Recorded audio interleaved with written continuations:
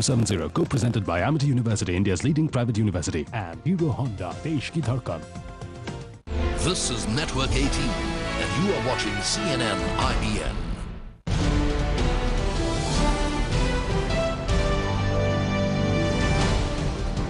Next on CNN IBN, our show Devil's Advocate. Before that, check out our headlines this hour.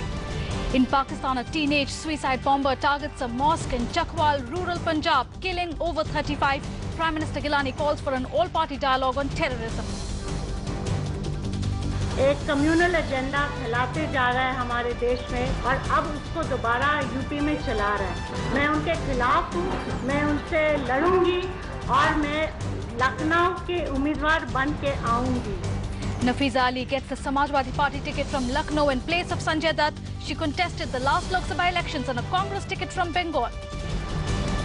And Obama leads the furious international debate over a North Korean rocket launch, says it's a missile that could reach as far as Alaska. Beijing calls it a satellite.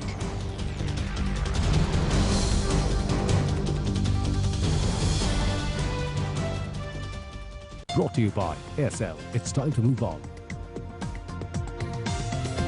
Enterprise solutions for Microsoft to control costs. Tata AIG Life Invest Assure Apex returns on the highest NAV guaranteed. MyITReturns.com. Reed & Taylor, bond with the best. Jindal Global Law School, India's first global law school, offers 3-year and 5-year law program. And iBot Lappy, enhancing laptop computing. Lappy time, happy time.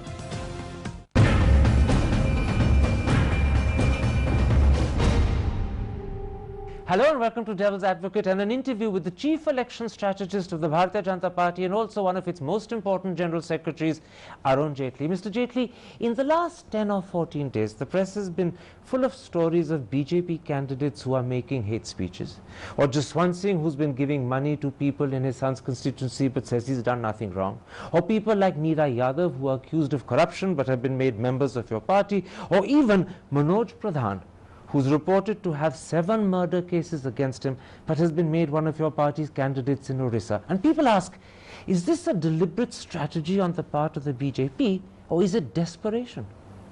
I think it's the other way around. You see, the media has a right, and I'm conceding that right to you and to the rest of the media, to judge us by the standards we profess. You have, let's say, the candidates like some of the biggest mafias in UP and Bihar, either contesting themselves for a BSP, SP, Lokdal, LJP ticket, or those who can't contest putting up their wives. And these are people who've been convicted. The Samajwadi tried to put up somebody who's been convicted. The normal habit is the media will not judge those parties by any kind of ethical standards because they know they don't display those kind of standards. You have high standards, you get judged by those high standards. Therefore, since we have been professing high standards, I think it's our duty to maintain those high standards. And even if we are found to err marginally, then people are entitled to tell us, are you not living up to the standards you profess? All right. For example, let me just complete this sentence. I looked after BJP in 2 elections in Bihar, which at that time had a notorious reputation. After Nitish Kumar has now cleaned up that reputation. We made sure that out of the 104 assembly seats we contest, we don't give our seats to people with a criminal image. Perfect. You say you set high standards, so the media has a right to criticize you when you don't live up to them. In that event, let me ask you this. Is it fitting that someone like Neera Yadav, who was removed by the Supreme Court from her post as Chief Secretary of UP, who is considered by her own peers to be the second most corrupt IAS officer in the state, should be made a member of the BJP? You see, I am given to understand that a husband who's a former legislator and a former minister in the BJP government in UP rejoined the BJP, and at that function she accompanied him. Most of us are unaware that she's a member. She probably is not a member. That's what we've been told. Can I interrupt? She was inducted by your party president. See, the function was essentially to a part of the campaign where a husband who's a former minister came back who doesn't have these cases. She has accompanied him. We have not given her a ticket. We have not made her an activist. We have not made her an office bearer. There is no responsibility assigned. She accompanied him, and therefore this confusion was created. But I don't want to go into this question of personalities X or Y. The fact that people in the BJP are concerned about this, the fact that you are asking me about it, I think is a proof enough that even on a case where a person is not being assigned a responsibility, there is still a concern that people who join my party should be people who can at least inspire confidence. If the BJP is concerned about even the belief that Neera Yadav has joined your party, leave aside the fact that your own party president inducted her, then to what extent is the BJP concerned by the fact that someone like Manoj Pradhan, who according to the Indian Express faces 7 murder charges, is your candidate from Udaigari? I've also read about this case. I don't know the details of this particular case, but let me tell you, after Swamiji's murder in Orissa, there have been these trade districts where almost thousands of people belonging to the BJP had been charge sheeted and had been prosecuted and FIRs registered against them. I am not aware whether some of these cases are in the relation to some hard crime they've created, or are these cases in relation to a participation in a protest. For example, let me just answer your question by a very simple illustration.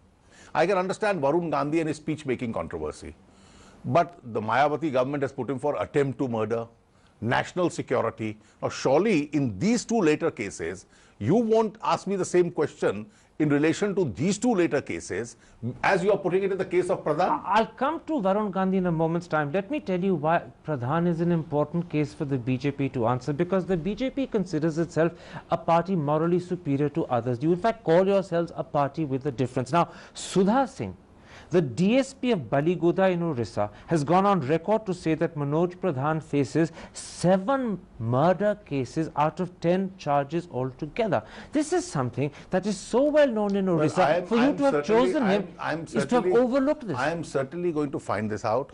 Are these in relation to some hardcore crimes that he's been committing? Or are these in relation to a part of a protest that the party had organized after Swamiji's assassination?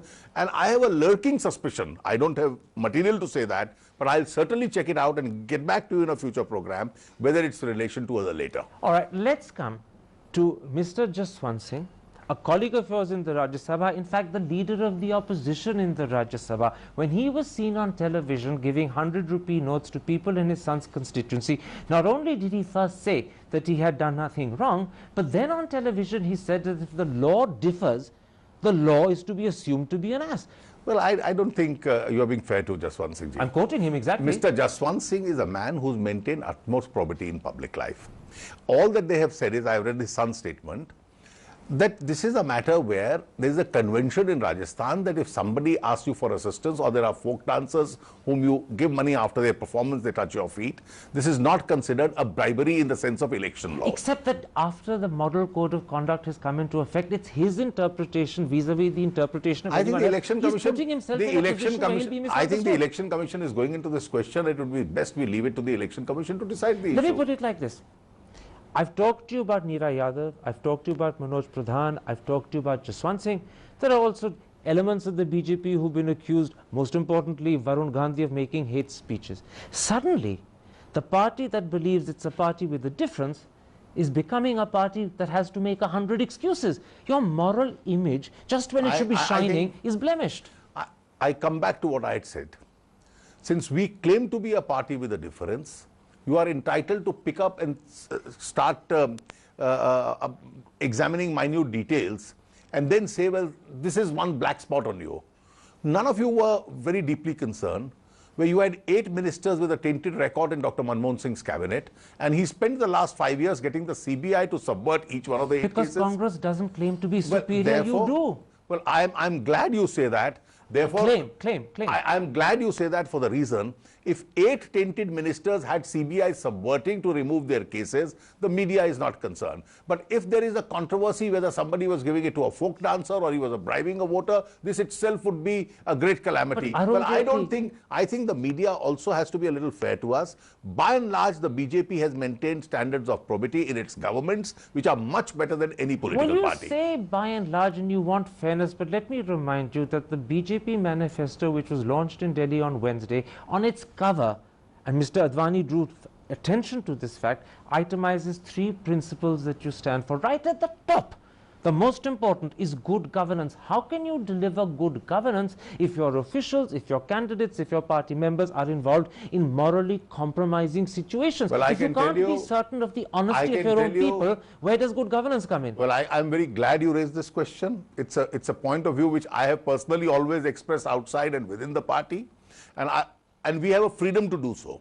That we must bring in those people who are in politics, who exercise the kind of power which can be exercised only by men of great integrity and ethics, and not by people who are given it to these kind of moral aberrations. Absolutely. And in fact, it's widely known that you have fought a problem with your party over an issue to do with the appropriateness and suitability of people who are appointed to office. Well, aren't you today, given the examples I've quoted, a little embarrassed by what your party Well, did? I would be happier if these incidents had not taken place, but I am still satisfied for two reasons.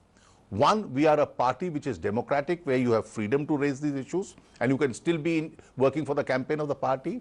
Secondly, campaigns of this kind will perhaps strengthen those who want to cleanse up the entire political system. All right, one last question before I take a break. I told you I'll come back to Varun Gandhi. I want to now bring up Varun Gandhi.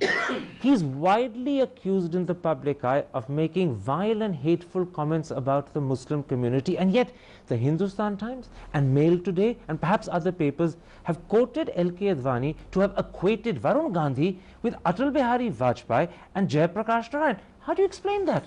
Well, I think in analyzing media, you are probably cleverer than me. And this is perhaps one of the silliest pieces of journalism I have seen. Mr. Advani makes a statement, you don't detain candidates under National Security Act during elections. During the emergency, he says, JP and Vajpayee were detained. And some two newspapers come up and say, well, is Varun Gandhi Jayaprakash Narayan? I think if this is the understanding of the front pages of these two esteemed papers, I can tell you, I'll have to read, they'll probably have to reassess their editorial In which policies. case, clarify something for me before I take a break. Are you saying today unequivocally and in crystal clear terms that there's no sense in which Varun Gandhi is the equal of Atal Bihari Vajpayee or Jayaprakash Narayan? They were legends in politics. He's a beginner in politics. I think all that Mr. Advani said was, during a campaign, you don't detain candidates. It's a bad precedent. It happened during the emergency. Let it not happen now. I think the comparison begins and ends with that. All right, let's take a break at that point. I want to come back and talk to you about the BJP manifesto, which was released in Delhi on Friday. We'll be back in a moment's time. See you after the break. Someone is there to nurture the 1,000 dreams set in those twinkling eyes. India's largest scholarship program by Amity University. Objectionable to say the least. 1 crore की token में नहीं आई थी। 2 बार जसवंत सिंह जी बड़ी घूस देने आए। I don't feel very safe in Delhi, not especially be allowed to go home at 3 in the morning, and that is frustrating. They have no legitimacy. Valentine से हम बैन करने वाले हैं। आंदोलन की राजनीति ही सच्चाई दिखा सकती है। अपील करना चाहता हूँ पुनर्वास के काम कोई में। परवाह मध्य प्रदेश को राज्य। मनमोहन सिंह की सरकार को गिरा दो और मुलायम सिंह को प्रधानमंत्री बना दो। अमर सिंह ने खुद कहा है। Bajaj Allianz presents India Can, India Will, a CNN, IBN and Hindustan Times joint initiative, Monday to Thursday, 8:30 p.m. Presented by Bajaj Allianz Life Insurance, SMS Super to 56070. Co-presented by Amity University, India's leading private university. And Hero Honda, Desh Ki Dhadkan. तो विलायत में मौसम कैसा है होने वाले दामाद जी? मौसम बर्फ पड़ रही है। शगुन की थाली इंतजार कर रही है, कब आ रहे हो? कल हवाई जहाज से कट्टू ससुराल। ये हमारी ओर से, ये विलायत से Bingo international cream and onion. ये विलायती है, ये इंटरनेशनल है। अपना बिंगो विलायत में भी मिलता है।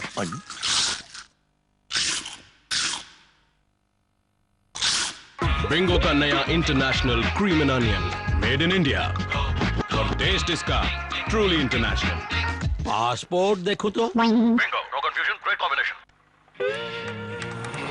Getting out of here, I'll take the rough way out, 'cause I'm a wanderer, I can tread anywhere,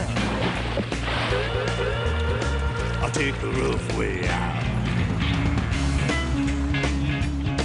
'cause I'm a wanderer, I can tread anywhere, 'cause I'm a wanderer. MRF Wanderer. Tread anywhere. उफ, अब क्या होगा? कितनी कराई थे, पानी फिर गया, मैच कैंसिल। कुनूर चले for one night? कितनी दूर है? 5 hour drive. और बोलो? एयरसेल की दुनिया में बहुत कुछ मुमकिन है। It's time to move on. और बोलो?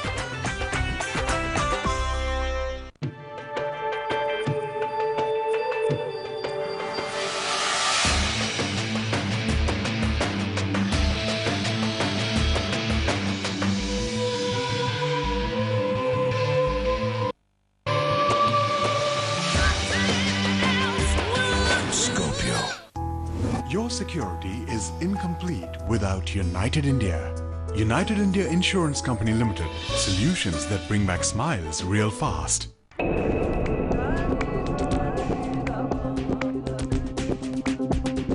Presented by Bajaj Allianz Life Insurance, SMS Super to 56070. Co-presented by Amity University, India's leading private university. And Hero Honda, Desh Ki Dhadkan. This is Network 18, and you are watching CNN IBN.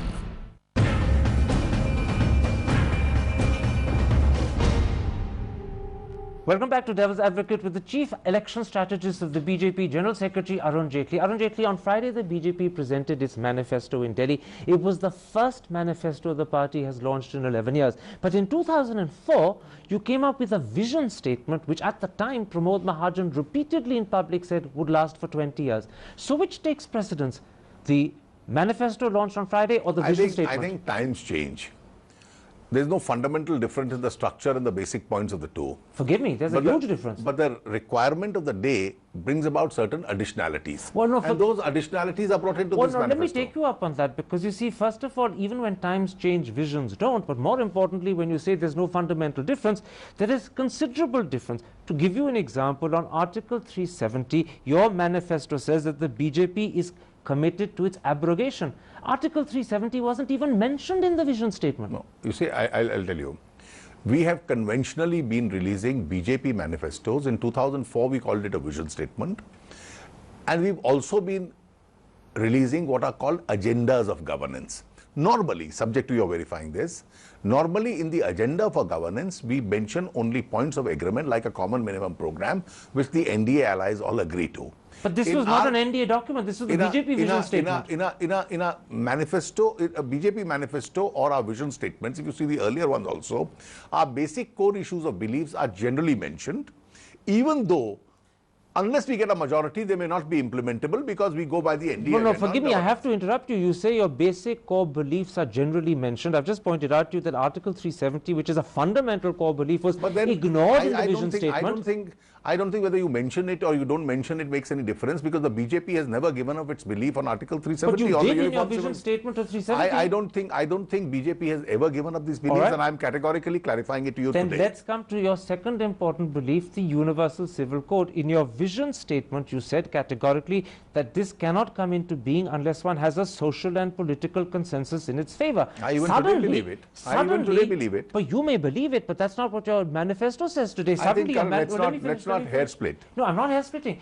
Assuming the BJP were to get a majority on its own, even then, before bringing in a uniform civil code, it's not going to be beliefs of one religion which are going to be enforced. You will require a larger consensus. But there's a different phraseology that's in your manifesto that was launched on Friday. Let's go to the substance of what we believe in. But you're not letting me finish. You're not letting me finish. Your manifesto says that the BJP will set up a commission to draft a uniform civil code. You didn't mention that in the vision statement. In the vision statement, you only talked about the need of creating a social and political consensus. Now you've ditched the consensus. You've gone on to establishing a commission. Suddenly, you've hardened your belief and you've changed your position. Any government of the day which brings changes in personal laws certainly consults communities. When I was a law minister, I brought basic changes to the Indian Divorce Act, which is a law applicable to the Christians. Now, it was only after a consensus with the church that we were able to do that. There is no question of forcing this on people. You discuss with people, you bring out the best points of the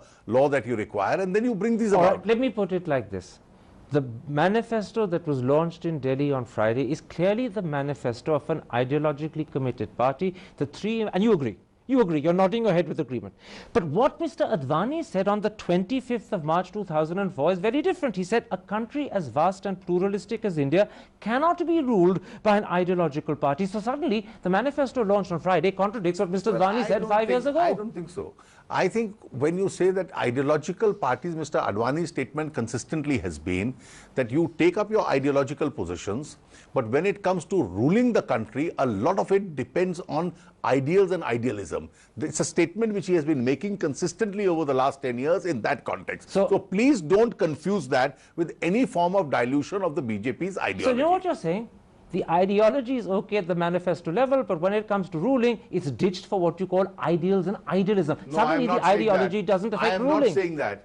Even in regard to our ideology, when you are in governance, you have the responsibility of the governance, and therefore you will try and bring a larger consensus before you can implement some of those points. The truth is that the three cardinal principles of Article 370, the Uniform Civil Code and the Ram Temple, were part of the BJP's ideology right up till 1998, but then they were jettisoned and put on the back burner so that you could form the NDA. It's going to happen again. Why bother with a manifesto and committing yourself when you can't implement it? Well, the truth, if I put it slightly differently, is not that we jettisoned our beliefs. The truth is that we don't get an absolute majority as a BJP, we get it in an NDA, and therefore governance is as per the strength and the manifesto or the agenda of the NDA. But you know you're not going to get an absolute majority as the BJP. You know you're dependent on the NDA. Well, the CPM knows that it doesn't get an absolute majority, so it doesn't give up its leftist economic principles. The Akali Dal knows it doesn't get a majority. It doesn't still give up the Anandpur Sahib resolution.